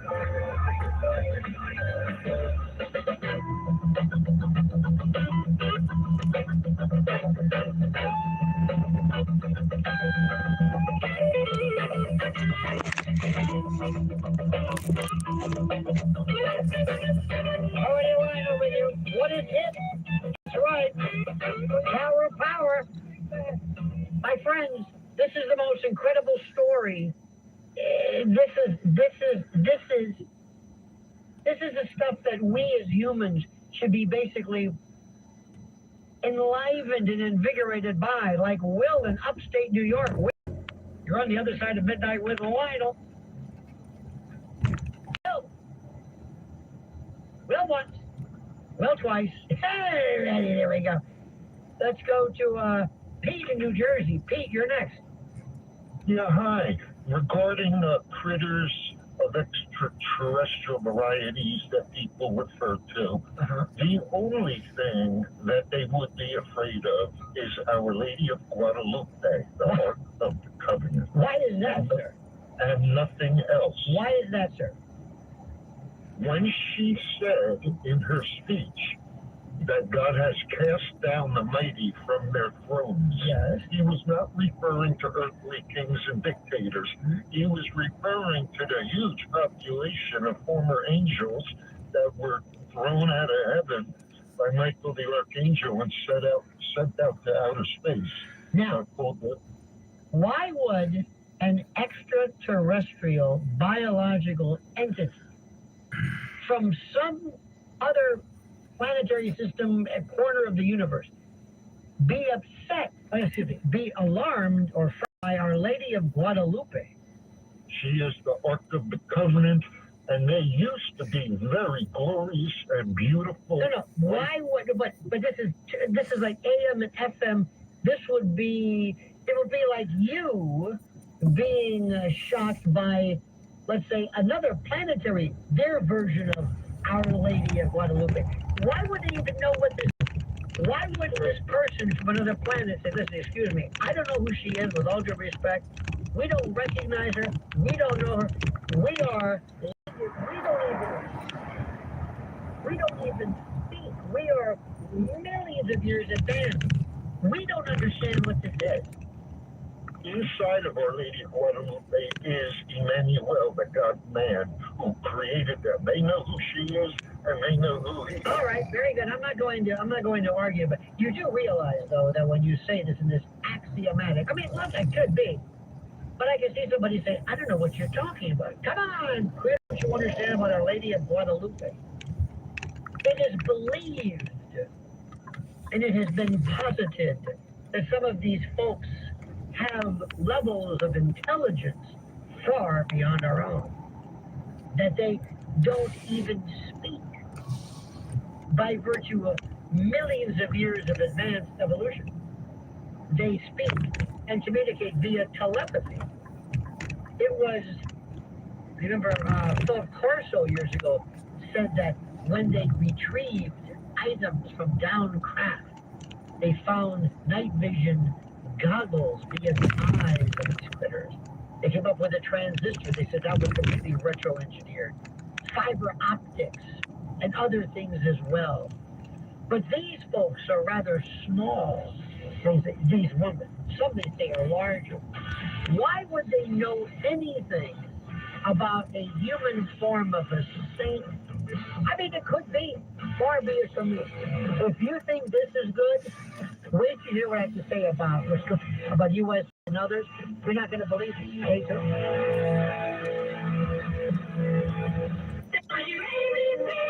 77 WABC's Staten Island law firm of Angiuli and Gentili chime time is 2:59. The Staten Island law firm of Angiuli and Gentili, helping people just like you for 40 years. Walk with confidence. Call 718-816-0005 or visit aglawnyc.com. This is New York's talk leader, the crown jewel of talk radio. WABC New York, WRCR Haverstraw, and 107.1 WLIR Hampton Bays. News first at 59 past the hour. 77 WABC News starts now.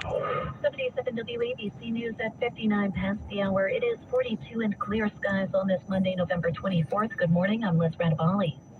A family is on edge following an assault at the Macy's Herald Square location. 71-year-old Mustafa Savendik was shopping for furniture with his son on the 9th floor when a woman, unprovoked, approached him from behind and struck him 4 times in the head with an object believed to be a cell phone. The victim and his son tell CBS New York this is not a good start to the holiday season. Now I'm scared.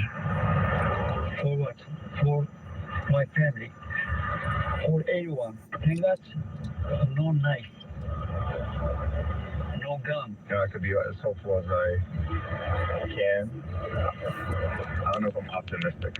Cops arrested 65-year-old Donna Francis, who's facing an assault charge.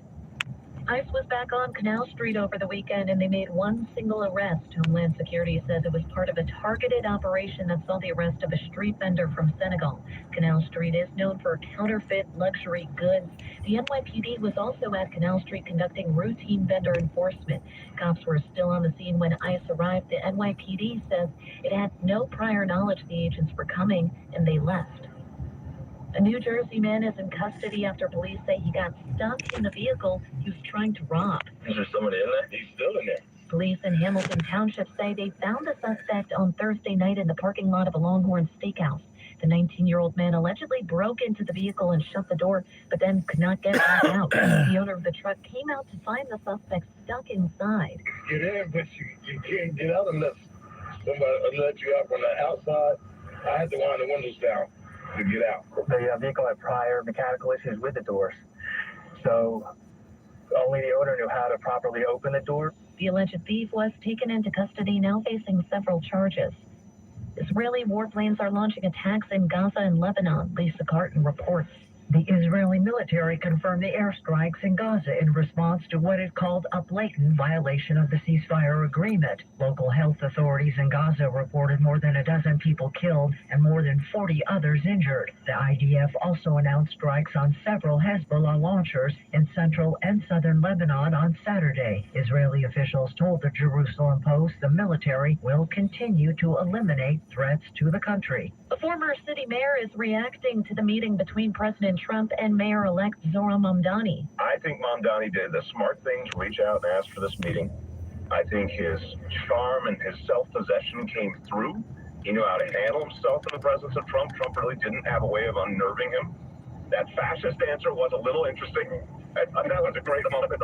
Former Mayor Bill de Blasio was on CBS's Face the Nation, where he applauded Mamdani and said he expects the incoming administration to continue working towards many of his progressive policies. Doge has reportedly disbanded ahead of its deadline. The Department of Government Efficiency was started by billionaire Elon Musk during the first months of Trump's second term. Doge still had 8 months left on its mandate, but a senior Trump official says the department does not exist. Many former Doge employees have since moved into different government agencies, including the Office of Personnel Management and the National Design Studio. The president signed an executive order in the beginning of his second term establishing Doge through July 2026. Several GOP-led states like Idaho and Florida have also created their own local versions of Doge. The Justice Department is looking to unseal grand jury transcripts related to the convicted sex offender Jeffrey Epstein. Tammy Trujillo reports. On Friday, the DOJ filed a motion in the U.S. District Court for the Southern District of Florida, asking to release transcripts in the sex trafficking cases of Epstein and Ghislaine Maxwell. The motion comes days after President Trump signed a law compelling the DOJ to release all unclassified records dealing with Epstein. The department promised to redact information related to Epstein's victims. I'm Tammy Trujillo. If you don't have a real ID or passport, you may not just be paying with longer wait times. You may soon be charged a fee. A public notice was published by the TSA, but no start date has been given. Flyers tell Pix 11 it's just another money grab as travel costs add up. I know for people to pay money, they just want to make more money. I mean, it's punishing people who already clearly, it costs money to get an ID, it costs money to get a passport. The potential fee would total $18. The agency argues the money would go towards the cost of alternative methods of verifying ID, including a program that uses biometric data. Now your forecast today, sunny skies with a high of 52 degrees. I'm Liz Radabali. Remember, the news, it never stops at WABCRadio.com. This is a 77 WABC News Cass and Cosby update. This week on the show, John Catsimatidis and Rita Cosby talked to Mike Rogers about Democratic representatives who want to politicize the military. This is irresponsible and it's dangerous. It is really dangerous. And John Solomon spoke to John and Rita about the Epstein files release. Watch what you wish for. They picked this Epstein fight now. The Republicans are going to turn the tables. A new Cass and Cosby, Monday afternoon at 5 on 77 WABC. This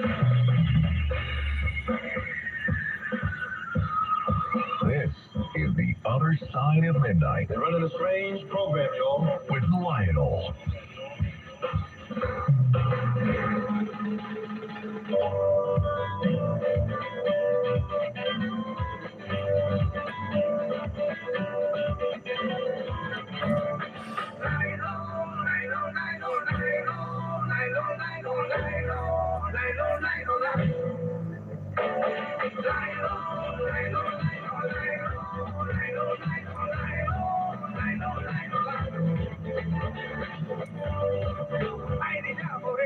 Lionel with you in perhaps one of the most incredibly critical subjects ever that I believe is completely and totally just entrance human beings. The notion of life elsewhere, not just life, superior life. And since the beginning of time, we on Earth have been seeing this. And yet there are people who say, come on. Like that Neil deGrasse Tyson. What a phony baloney this guy is. You know, Michio Kaku, he's very good. At least he shows some titular interest in this. But this is something which is so fascinating to me. The records are incredible. You realize that in our culture, which people 100% they just throw away, they laugh. And the reason why I'm bringing this up with them is a story that this documentary that said that President Trump may be the first president ever, theoretically, to reveal actual evidence, to declassify or make available. I'm not buying that. Not that he has it, but I don't think he'll do that. Because I think if somebody explains to him, you can't do this because we need this particular edge over. But in ancient Mesopotamia and Egypt, they recorded what they called fiery chariots that streaked across the sky. And then there were temple inscriptions mentioning glowing discs and strange lights that moved against the stars. Isn't that interesting? Rome, 218 BC, historian Livy wrote that, quote, a fleet of phantom ships was seen gleaming in the sky. Even the Senate today, Rome. In medieval Europe, they called them both celestial swords and sky wheels, oftentimes with angels or demons. In 1561 and 1566, the famous Nuremberg and Basel aerial battles showed spheres and crosses fighting in the sky. The integral difficulty have been recorded in newspapers print woodcut from the Dogon in Africa to the tribes of the Amazon. They held sky origin myths with beings descending from above, often linked to astronomy they should not have known. And it goes on and on and on. And in our world, remember where the term flying saucer comes from? By the way, the term flying saucer, the flying saucer, by the way, does not care about aerodynamic aspects. Because it flies on something that it doesn't need propulsion per se. But if you are going to navigate, you know that when a saucer is flying in space, when it leaves our gravity, our atmosphere, it turns on its side and travels down. Counterintuitive. The way we might think. In 1947, this is right. The day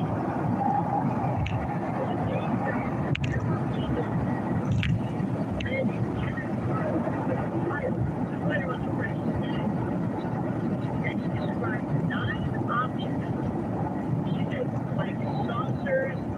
feet of warm water.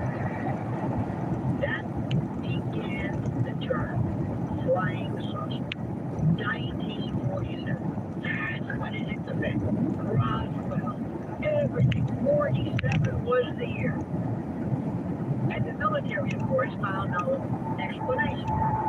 In 1967, the Malmstrom Air Force, multiple nuclear missiles reportedly went offline when a glowing disc was seen hovering above. Several officers still swear to it. In fact, what is his name? Stephen Greer. He always says, well, that's because they came to us and were trying to explain the error, the idiocy of our nuclear. Now they don't read into what people say. From 1989 to 1990, the Belgium wave, radar tracks, plus trained police eyewitnesses saw triangular craft. That's the other. I forget the name of the SR, whatever there's a name for it. A triangular craft making NATO scrambled checks. No nation claimed it. Why did that happen? In 2004 and 2015, you know this one. Oh, God, the so-called tic-tac and gimbal events. You know all about that. Hector Elizondo. So there we have it. It goes on. I cannot even tell you. And my favorite is a redwood forest. Phoenix Lights. How about in Los Angeles, they thought that I forget how many machine gun rounds they fired. They thought it might have been Japanese. It was UFOs, so they said. How about over D.C.? It goes on and on and on and on and on and on and on. And yet, here's the story. I want you to listen very, very carefully to what I'm saying. I'm not saying I believe that X exists because I don't know enough about it. But I believe that something is there. And I believe that what people are seeing was not something they all made up. I believe certainly our friend Vincent and our friend from Queens who saw this as well, as I do John Lennon and others. They're not lying. But here's the thing which is the most important.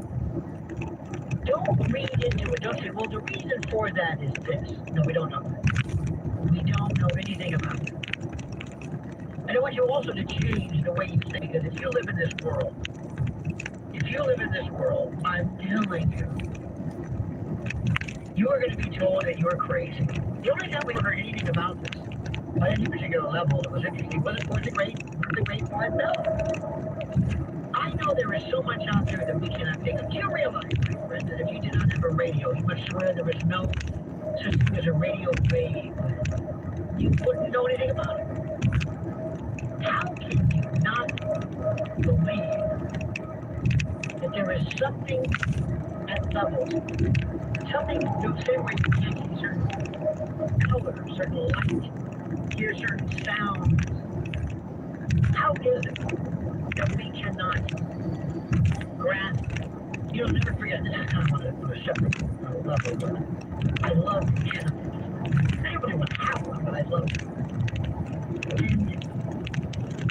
And when I believe there was one year, I think one of the tsunamis I found fascinating, because if I can recreate a tsunami, keep all the bombs you want. Let me just do that.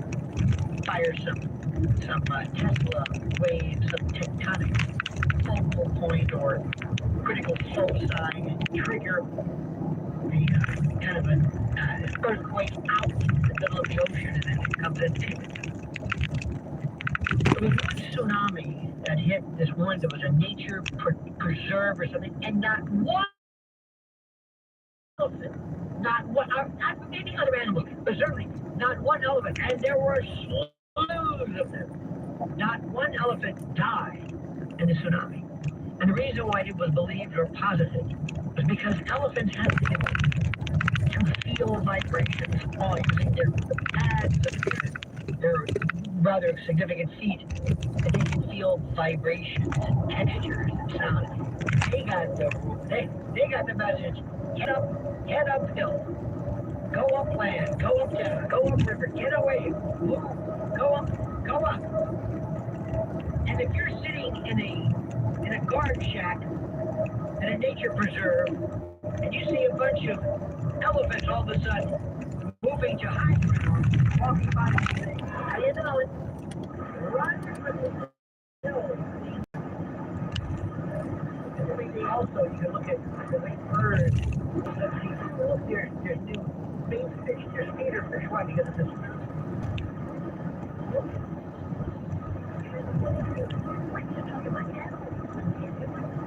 animal that can smell and detect onset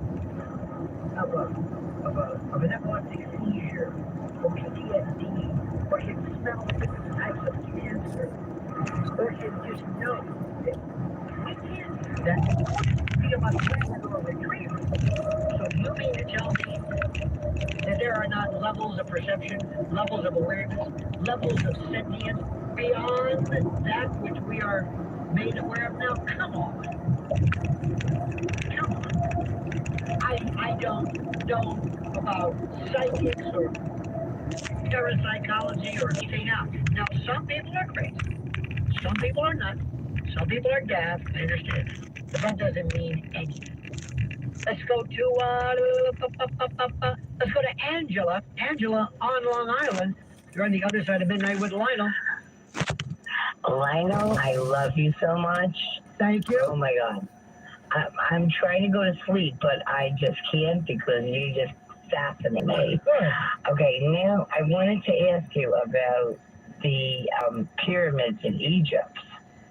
You know, the philosophy that the aliens built the pyramids. Have you heard of that? Are you kidding me? This is the one where if there, because I always think God has a sense of humor. God was referring to that. Figure this one out. These three gods, we get the humor. So look at the blocks. Look, it's the most incredible story. The pyramids, these skyscrapers that still terrify us because they make us ask one question: how? How? What if history is wrong and the past really knew something? How about the Great Pyramid at Giza is aligned to true north with an accuracy of 4 arc minutes? It's how did they know this? Today we need laser instruments, GPS, and satellite guidance to do that. They did it with no compass. Some people say the buildings used the stars. Others claim Earth's magnetic field was different thousands of years ago. Others whisper the word they're not supposed to. I mean, it catapults it up. I mean, seriously. It blows my mind. There's the Orion's Belt Theory. There's a Robert Bauval stunned the academic world when he pointed out the 3 main pyramids line up perfectly with the stars of Orion's belt as they appeared in 10,500 BC, not when the pyramids were officially built. That suggests that the builders aligned them to a sky their own generation never even saw. How did they know that? How? How about the air shafts that go nowhere? Inside the pyramid of Khufu, there are angled shafts that seemed pointless until modern tools showed their point, or they're rather pointed to specific stars, Sirius and Orion. It's ritual ventilation, maybe, but there's a mathematical precision to them that implies an advanced knowledge of astronomy and geometry. And I dare you to watch this or to listen to this and not be freaked out. This is Lionel. This is the other side of midnight. The Other Side of Midnight with Lionel. The following is a paid commercial announcement. Hello, I'm Mary Ann Kuharski with Pro-Life Across America. Did you know that a billboard can save a baby's life? When our billboards and radio ads are running, we receive hundreds of calls from those seeking pregnancy information and support. Every caller is connected to a local center offering free ultrasound and confidential counseling. Won't you join us in this life-saving effort? Donate today and help us do more. No gift is too small. That's prolifeacrossamerica.org. What if the future of finance wasn't built around averages, but around you? At Abacus Global Management, we're reshaping financial planning around the most personal data point, your lifespan. But it's more than just insight, it's control. As a technology-driven asset manager, we're empowering investors with an integrated system to take command of your time, your future, your financial destiny. This is a new era of investing. Take control at abacusgm.com. Talk Radio 77 WABC. After 60 years in the fur business and over 50 years serving Long Island, John Papa's Furs is closing its doors as John Papa is 90% off per ride, or buy one garment at the original price and get two more of equal or lesser value for free. Yes, free. This once-in-a-lifetime sale is their way of saying thank you for your loyalty and support through the decades. John Papa's Furs at 4838 Sunrise Highway in Sayville, New York. 631-589-4848. Don't miss it. 77 WABC's Staten Island law firm of Julia Gentili chime time is 3:22. For 40 years, the Staten Island law firm of Julia Gentili has been helping people just like you. Call 718-816-0005.